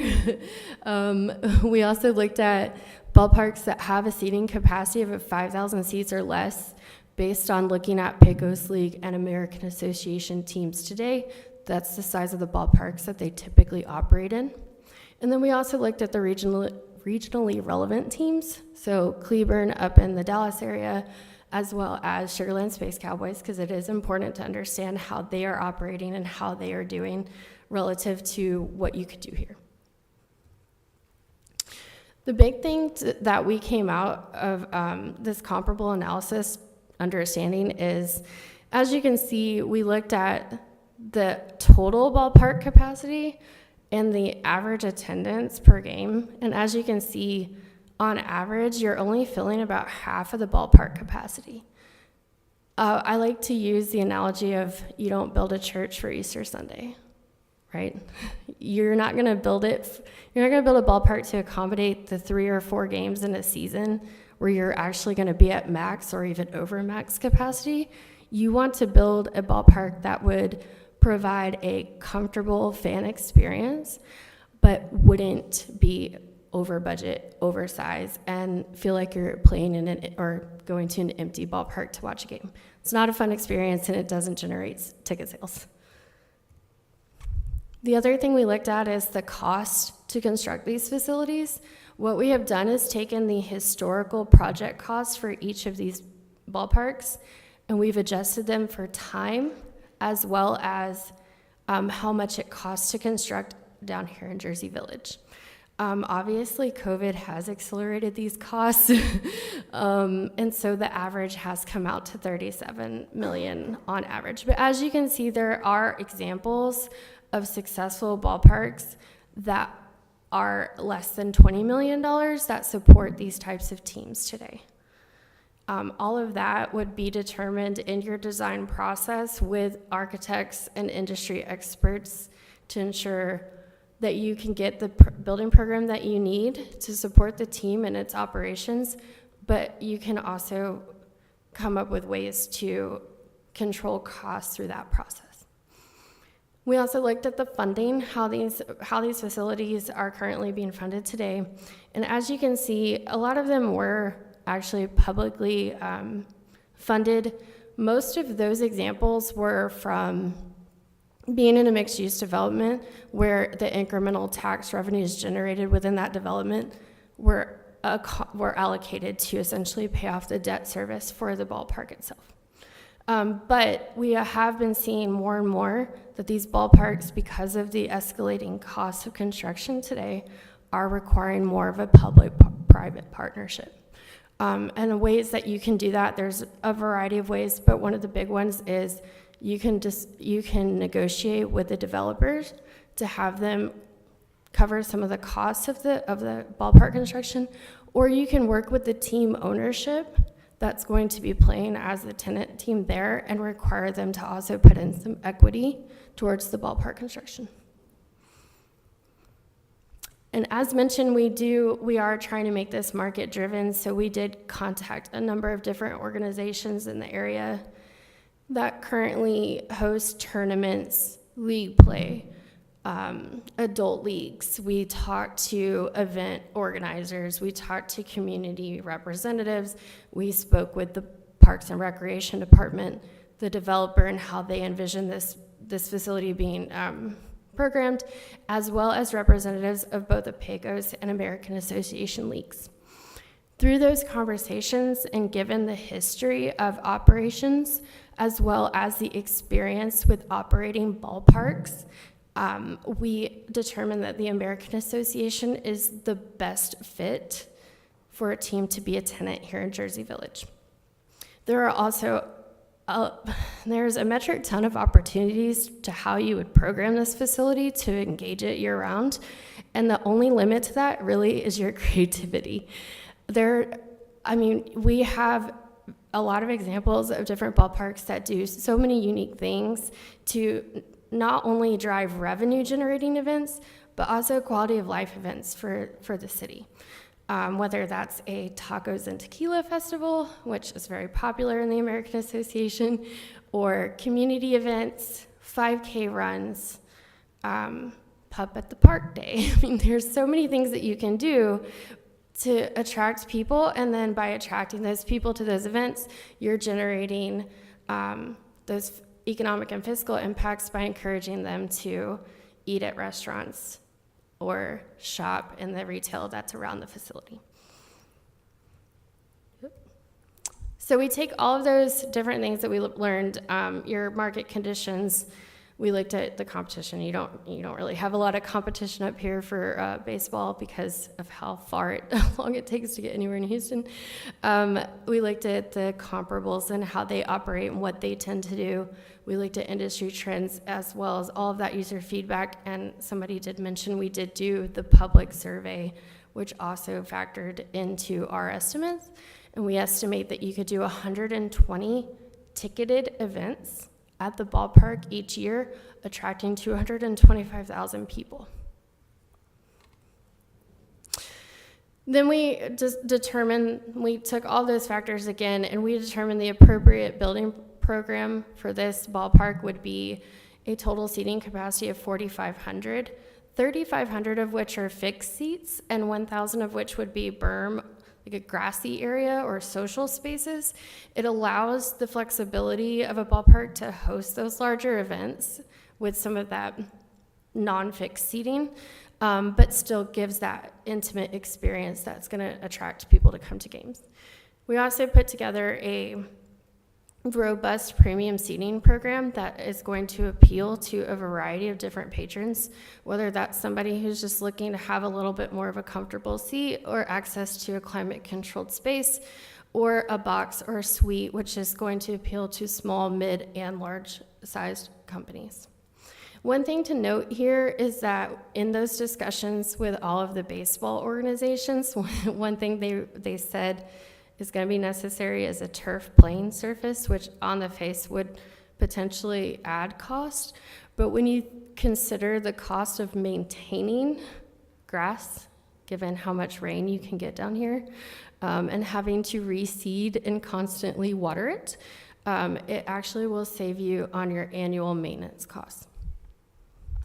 And then we looked at the cost of all of those ballparks broken down by a square footage or per seat basis, and we estimated the cost today to be around $29.6 to $34.1 million. Okay, so then the fun part, the one that everyone wants to know, is the financial projections. So this table up here is a lot of numbers, but essentially it says that the team and ballpark operating together will make $800,000 approximately in the first year of operations, growing to $900,000 by year 5. Your biggest revenue items obviously are going to be your ticket sales, your sponsorship, given the location right off of 290 and the traffic that you see. It's like one of the busiest stretches of Houston. Will drive premium sponsorship numbers as well as like naming rights, and then your food and beverage sales. Included in our expenses, in the ballpark expenses, is actually the capital reserve fund.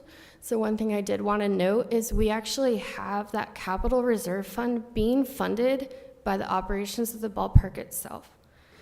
That's common practice and always what we would recommend. So it's not actually a fund that would have to be set aside from city tax revenues or rent or anything. It's basically just net income out of the operations of the ballpark, funding that. And it's important to have that because you want to be able to put the money back into the facility, one, to ensure the fan comfort and that people still want to come to the ballpark 5, 10, 15 years down the road, but also by maintaining it at that high quality, you're going to save yourself a ton of money later down the line with like even more major infrastructural projects that would have to be allocated for. And then you can also extend the longevity or life of the building.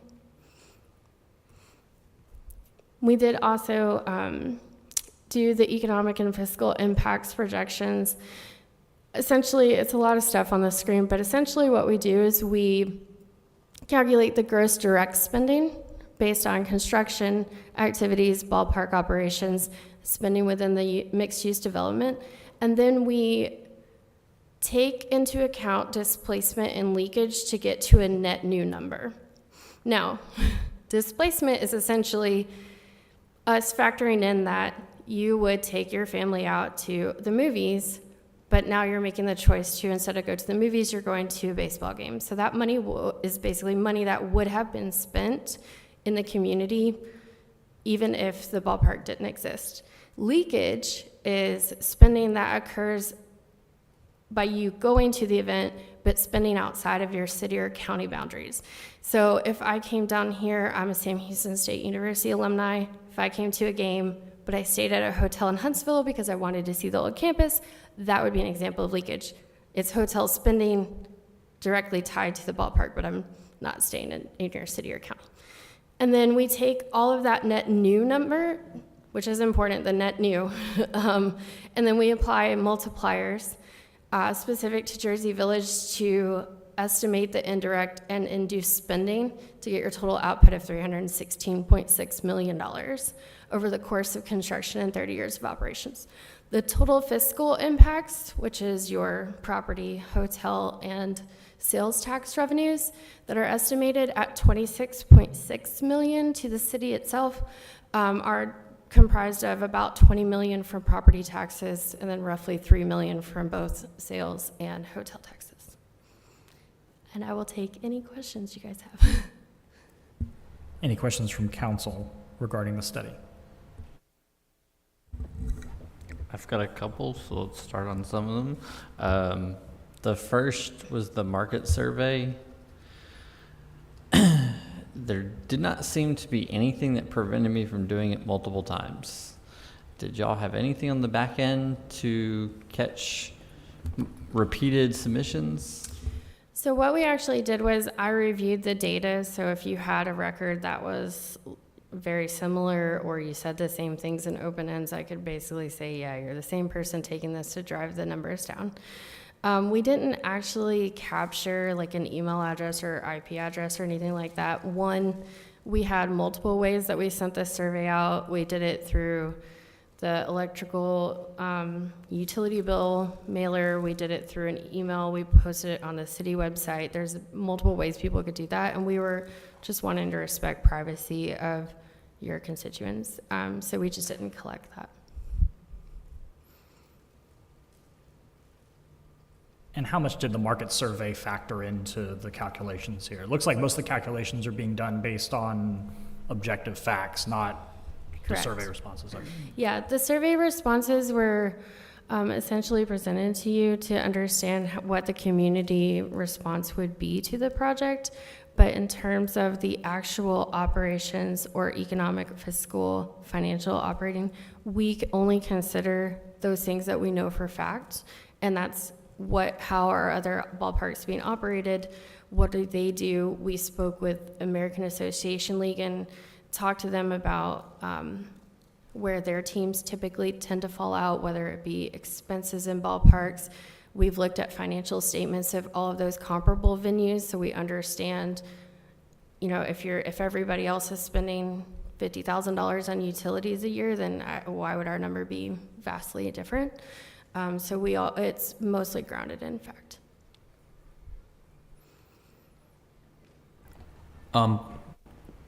Couple questions. I know that there was a lot based on attendance, and granted, we had this little thing called COVID, which kind of skewed numbers between 2020 and 2021. In fact, I don't think minor league baseball played in 2021, in at least professional or through the MLB. So Yeah, affiliated baseball, I think, had more impact to that. Independent, it was really market dependent. nonetheless, given figures that you possibly are accruing from 2022 but may not have included in the study, are you seeing that those trends are looking closer to 2019?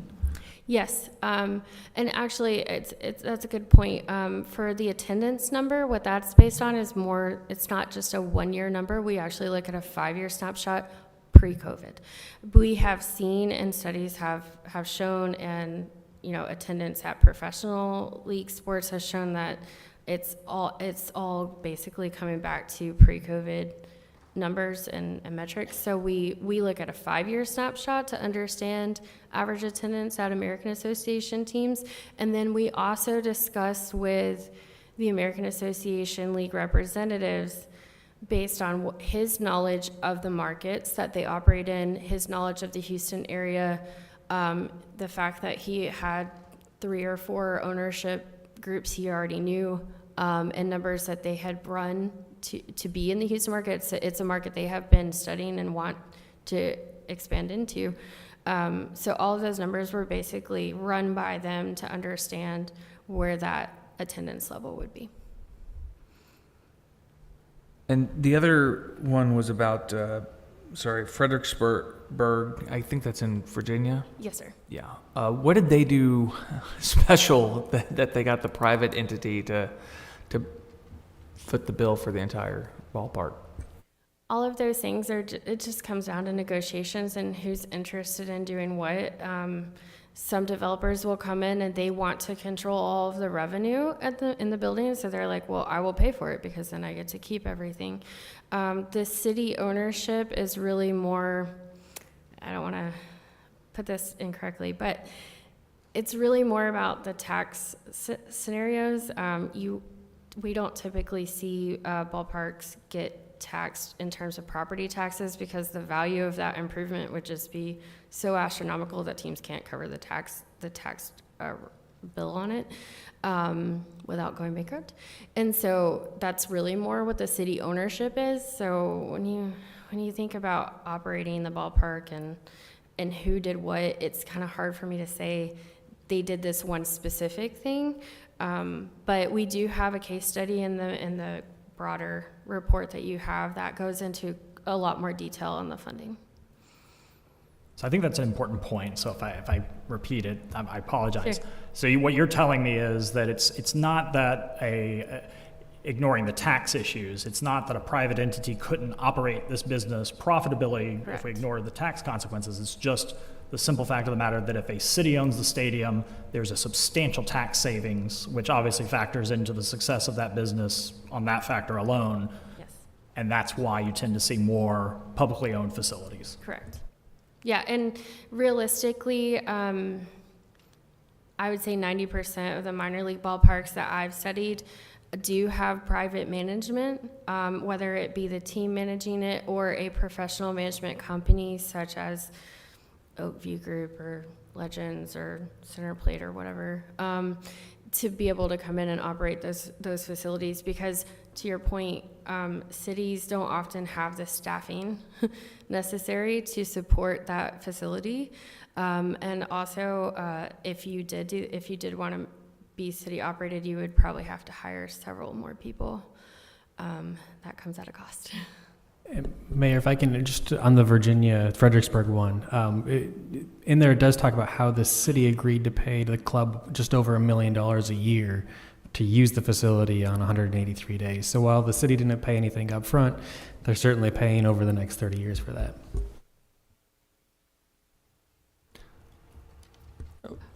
Over 30 years?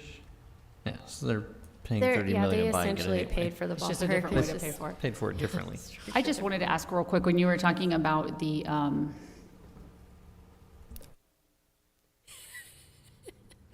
going to come back to that in just a moment. Sure. I will ask one other question, and the only reason I'm asking, I wasn't planning on asking, but you seem to have a lot of in-depth knowledge on kind of some of the way these deals are structured. Yes, sir. Do you tend to see a lot of cities, particularly where debt may be involved in order to finance the construction of the stadium? Because I'm sure a lot of them don't just have a spare $30 million laying around. Right. Do you tend to see that debt being taken out within a sort of specialized local government corporation or some structure along those lines, as opposed to just as the city itself to kind of isolate the liabilities? Right. Yeah, so a lot of cities will actually create like a sports authority, much like Houston has done, that's in charge of, essentially they are the financing owner of that facility. So where it says city, that's kind of a broad category, so we didn't want to get too into the weeds, but yes, a lot of cities have done that, and it does protect from the liability of if that goes upside down, they can declare bankruptcy, and it doesn't impact the city itself, but it's an entity that falls under the city ownership. So it's definitely something that we have seen. In other words, you can isolate the risk just to that asset. Correct. And then in terms of the city funds that have been utilized, we've seen a variety of things that could come from that. Whether it's infrastructure, like some cities will participate in terms of the infrastructure costs and then have the team ownership be responsible for the construction of the facility itself. So you build the roads and the parking and the lighting and all that other good stuff. They have to build the actual facility itself. There are other examples where they use general obligation debt bonds, which you can come from the general fund. You can also do pilot payments, so that's payments in lieu of taxes. And basically give them a break on the taxes that the ownership owes you, and they pay you up essentially up front, and that can be dedicated to fund the debt. We've seen very commonly sales tax revenues, property tax revenues, hotels, rental car, all of those kind of tax revenues that have gone in there as well. Okay, I remembered my question. When we were talking about cities that use professional companies to do the management aspect for the stadium, do you consider the cost associated with having someone do that with your numbers here? Yes, that's included in the ballpark expenses. In our example, and the way we've kind of set this up is essentially that the team would be the operator. So they kind of are paying themselves to essentially operate the facility. In that case, they would get access to all revenues, and the only revenue that the city would be getting each year is that annual rent payment. But they also would assume all expenses outside of capital reserve, which we've shown is being funded through the operations of the ballpark itself. Okay, thank you. I just wanted to make sure that the numbers were clear and actually representative of what I would consider more of a realistic city situation. Yeah, typically the team is going to want to operate the facility. They're not going to want to have a third-party operator who they can't have control over the scheduling of their games, because the third-party entity's responsibility is to maximize the revenue. So they might book an event on 4th of July weekend and say, we're doing a community fireworks show. And they're like, hello, that is the best date on the schedule for us to have a home game. So that's typically what we don't see the third-party management come into play very often, but it is another path forward. I had a question.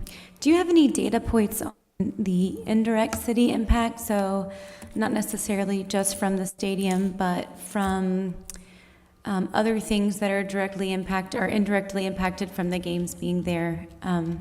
So I'm new to minor league baseball.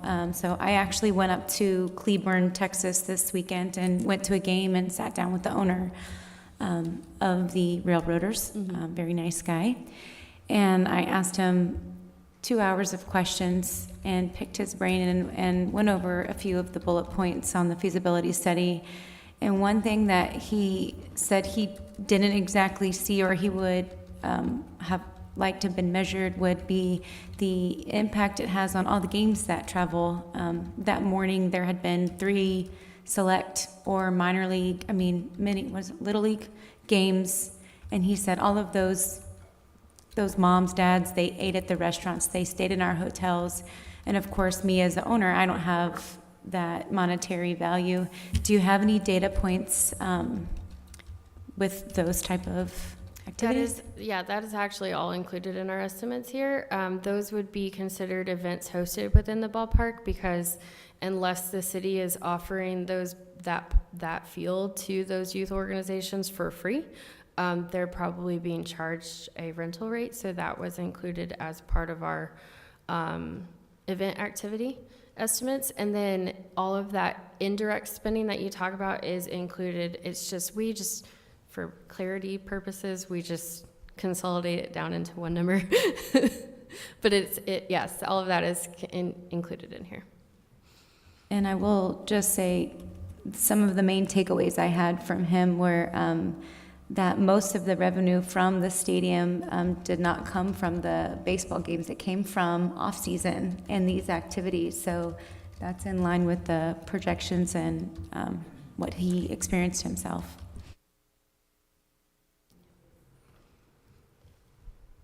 Yep. One quick thing. I was looking through the packet and didn't see it. Is there a market comparison handy, and I'm sure there's demographic information somewhere, on the difference between Jersey Village, let's say, and Sugarland in terms of those other market size numbers? What I'm trying to, I think that's the fairest comparison, right? Because we have the same interest in baseball roughly in the region. Yes. And we're not, even though we're both in each other's 30-minute market, right? We're also closer to the Woodlands and Northwest, right? Where they're closer to Southwest, Richmond, Rosenberg, that sort of thing. So I think they're also a viable direct comparison to see if, I think then the question is, can Houston support more than 2 teams, right? Or 2 minor league teams, so. Well, I can tell you just based on sheer population alone, you definitely can, because when we did do the survey of your residents, one of the things that we found was that there were very few people saying that they had even attended events or games down in Sugarland. It's just too far of a drive for a lot of people with kids in the middle of the week. It's just a no-go. And even less that own season tickets, even for the Astros.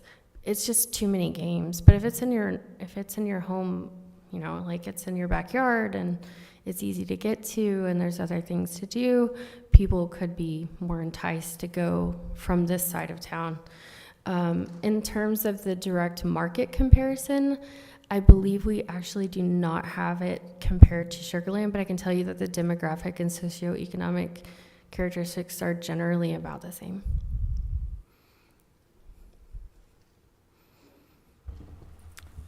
Talked about how some of the income is not from ticket sales, it's from use of businesses around the stadium. And looking through these, I think we're a little bit unique in some of these. One of the things that I noticed, you look at the Space Cowboys, there's apartments next to that structure. There's really nothing retail around it. There are very few hotels anywhere around it. You look at Cleburne, there's very little development yet around the stadium. And it seemed to be a repetitive thing as you look at a lot of these stadiums. Jersey Village isn't that big. You talk about little leagues coming to, or you mentioned little leagues coming to a game. Those parents are not going to stay at one of our hotels. They're not going to Moonlight Inn. They're not. I do believe that the mixed-use development that's been proposed includes a 100-room hotel attached to the ballpark. That would help accommodate some of that. A newer hotel right there. Convenience is going to be a high draw. It's a possibility. it's not there yet.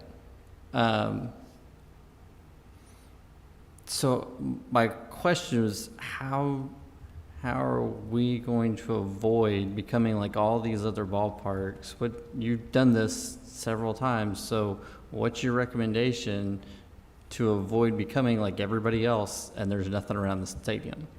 Yeah, so actually that's a great question. The best thing that I can say, the number one success factor in the mixed-use development around a sports facility is that they are essentially built at the same time.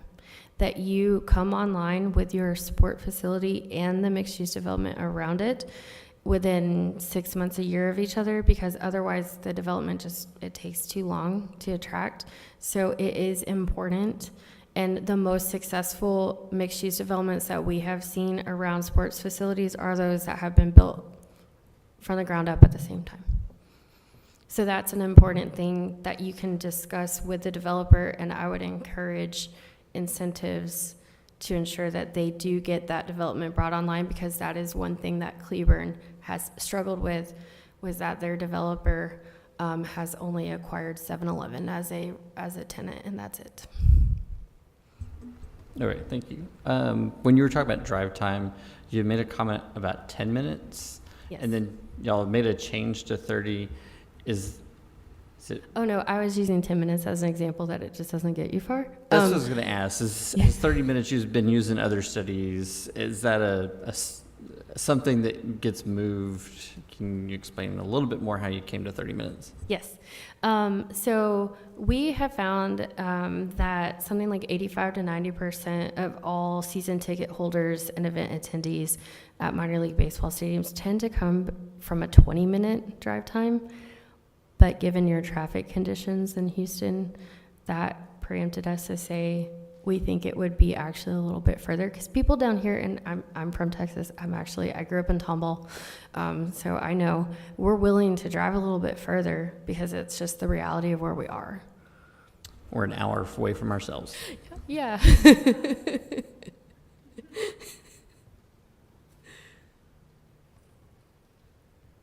Any other questions? I will say that it's been extraordinarily informative. Thank you for enriching what was already a very well-done document. Yeah. Thank you. Awesome. All right. Well, thank you very much. Okay, with that, we are going to move on to item K3, consider resolution number actually, do we need to pass the resolution receiving? Okay, sorry.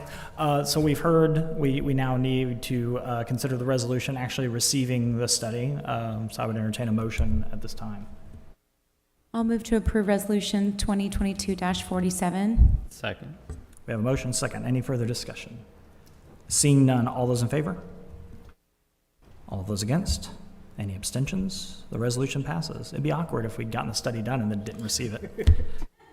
Okay, moving on to item K3, consider resolution number 2022-48, receiving the Planning and Zoning Commission's final report concerning the proposal to amend the Jersey Village Code of Ordinances at Chapter 14, Article 1, Section 14-5, by adding definitions for certain uses and by adding Chapter 14, Article 4, Section 14-109.1A to include additional uses in Zone J1. Eric Anow, Vice Chair, Planning and Zoning Commission. Good evening. You had the thing I was going to read from, but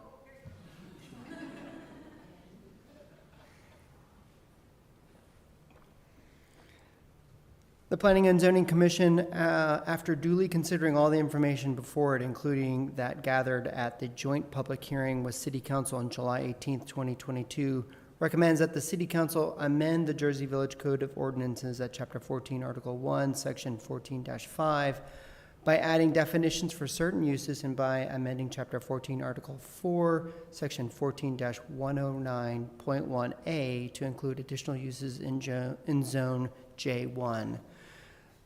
Bottom line, it's the addition of the CBD into the amendment, and this is the area that was on 290 out past the Starbucks, an area that would be designated for the CBD and pawn shops. So we're essentially just adding in CBD into the J1 one zoning area, and that's one of the areas.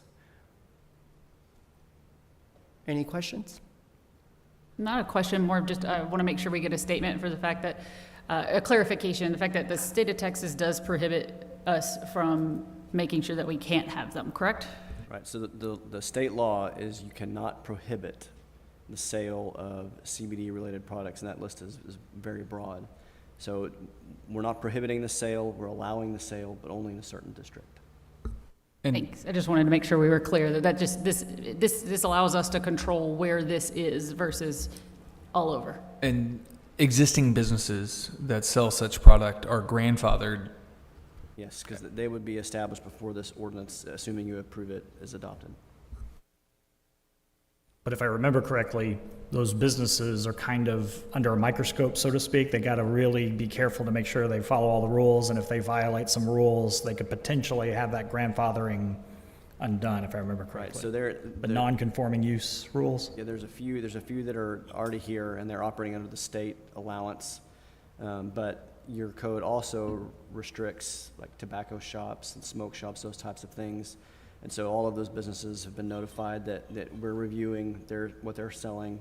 And as long as they stay within the state law requirements, they're fine. But if they move out of that allowance, then there's going to be some other issues. And by the way, Eric, can you tell us, was the recommendation unanimous from the commission? Yes, the recommendation was unanimous. Okay. Any other questions for the vice chair? Great. Thank you, Eric. Thank you. And so unless there's further discussion on the receipt of the final report, I would entertain a motion on this resolution at this time. I'll make a motion to pass Resolution 2022-48. I'll second.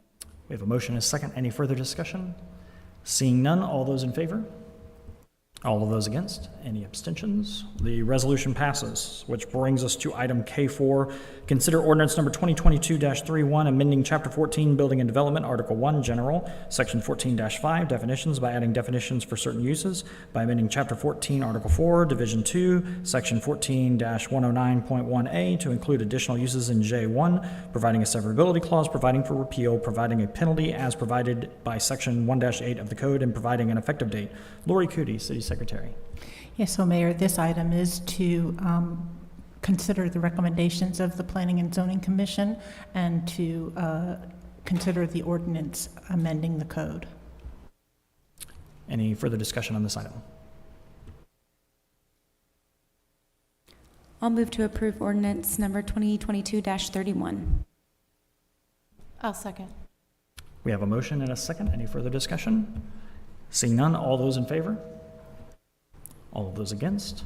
Any abstentions? The ordinance passes unanimously. Which brings us to mayor and council comments. I am going to actually start down at this end with Mayor Pro Tem Mitchum. Hello. Thank you, everybody, for sitting through this meeting. It was a long one, but a good one, an important one. I wanted to say thank you to the police department and the fire department for being so vigilant and awesome for their 4th of July event. We got a lot more in attendance than we had anticipated, and it was handled so beautifully, not an incident, and just really proud of our departments. Councilmember Shepherd. No additional comments from me tonight. Councilmember Watson. Second, the 4th of July, it was spectacular. It was hot, and it's going to be hot around here for a while, so just recommend that everybody take precautions and pay attention.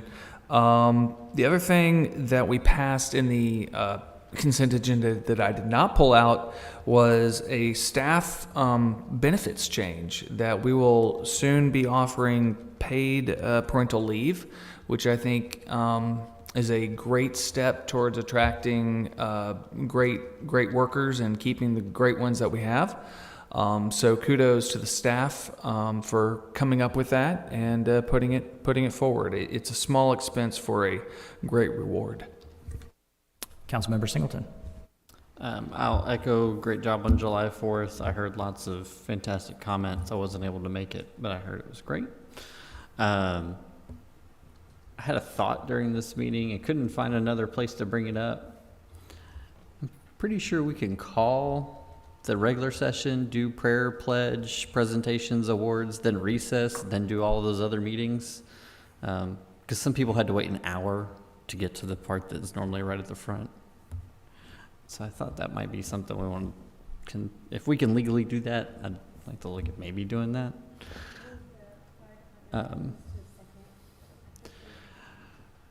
Just out of respect, so there's a couple of people like the Oster's wives, which I wanted to echo what Oscar said. Oster spouses are the real heroes. They sacrifice so much. No idea how many times, like, Oscar hits his day off and he's at the house, and then something drops in the city, and yeah, they may be planning on going to the park, they may be planning on going to have dinner somewhere, but dad's gone and we don't know when dad's coming back, or mom's gone and don't know if or when mom's coming back. Those spouses are the real heroes. So that was all mine. My turn. I want to echo the sentiments about 4th of July. It was absolutely phenomenal, and we, my family had a great time. Even though I think my children still want a recount on the lemonade voting, just saying. To the winner over here, that's fine. It wasn't me winning, it was my kids. 100% and my wife. Yeah. Anyways, I also wanted to take a moment to congratulate Laura Capps, our HR director, on passing her senior HRM certification. Congrats. That is not, I have a family member that works in human resources, and that is a very difficult test to pass. So I just wanted to say congratulations.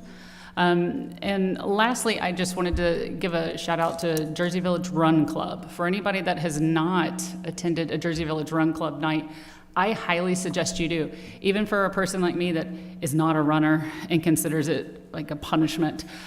You can walk, you can run, you can ride, you can skateboard. And I once saw a kid with a dog and a hoverboard. It was very interesting. But it's a really great route. It gives you a nice little circuit through Jersey, through the city, and it ends at the brewery where you get a free beer. And, you know, my kids think it's the greatest thing, not the beer. But my kids think it's fun to be involved and enjoy, and it's a great way to meet your neighbors. And, you know, it's actually even how some people have made the decision to live in Jersey Village. And I think that that's an important thing for everybody to be aware of. So anyways. I want to echo what everyone said about the 4th of July parade and the event afterwards. It was fantastically run, fantastically attended. I mean, we really enjoyed it. At one point I kind of stood up and I just had to kind of do my own little panorama kind of view across the entire place. And I cannot remember ever seeing that many people at a city event ever. It was phenomenal. And we had a great time, and it was just great to kind of relax and just enjoy our country's birthday as a community. That said, your city council is getting ready to engage in one of the most important tasks that we do every year, which is to go line by line through the proposed city budget to ensure that we are being good stewards of your taxpayer dollars, and to ensure we understand each of those expenses and make sure that we are, achieving the things that y'all elected us here to do. So if you're not doing anything for the next, 3 to 4 hours, you can come watch us go line by line through the budget. We're going to be meeting in this back meeting room doing that, and we'll be back again tomorrow night. And if we're efficient enough, hopefully we will not have to come back for Wednesday night. But that's what we're going to be doing. So we encourage you to come and sit in and watch the work session happen. So with that, we are going to recess very briefly while we kind of move and take a break and get ready for the long slog that is that line by line review. So thank you, everyone.